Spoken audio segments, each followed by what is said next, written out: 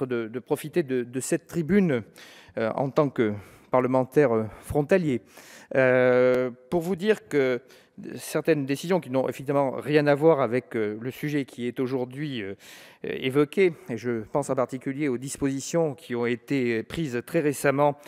et votées d'ailleurs à l'unanimité par le Parlement concernant le retour de l'autorisation de sortie de territoire pour les mineurs, vont poser un problème sérieux dans un certain nombre d'espaces frontaliers. Je vous le dis car je pense que la sécurité, bien évidemment, est une priorité. Je comprends très bien qu'un amendement de notre collègue Les Républicains, Éric Ciotti, ait été voté unanimement par l'Assemblée nationale sur ce sujet, car des enfants qui partent au djihad, évidemment, tout cela peut choquer. Je doute que les mêmes enfants qui souhaiteront partir au djihad utiliseront des circuits, j'allais dire, réguliers et passeront un poste frontière gardé avec des papiers pour les mêmes fonctions. En revanche, je crois qu'il faudrait un peu penser que l'Union européenne est aussi une Union européenne des citoyens et qu'il y a un certain nombre de territoires frontaliers où ce genre de mesure va provoquer des dysfonctionnements assez graves. J'habite une région où lorsqu'on va au lycée agricole de Chambéry, on passe 4 fois une frontière. 4 fois une frontière pour des gens qui sont tous mineurs.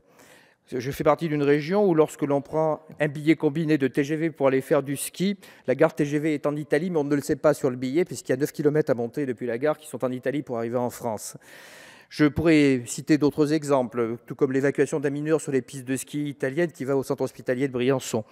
Mais je me profite de cette tribune pour vous le dire, car je crois que, au-delà de cette mesure dont je comprends l'esprit parfaitement, tout le monde peut comprendre que l'on puisse s'inquiéter de ce qui se passe en ce moment sur des jeunes qui partent faire une fausse guerre sainte, en utilisant d'ailleurs une très mauvaise traduction du mot djihad, que ces jeunes puissent être interdits de sortie de territoire par le biais des autorisations de sortie de territoire. J'insiste toutefois auprès de vous, Monsieur le Ministre, pour que les régions frontalières qui sont contraintes par la nature des choses, par la nature des voies, qu'elles soient routières, ferroviaires ou autres, puissent disposer dans le cadre du décret qui va être pris en la matière d'un assouplissement, mais de mesures qui permettront tout simplement aux gens de vivre et de travailler normalement dans ces espaces frontaliers.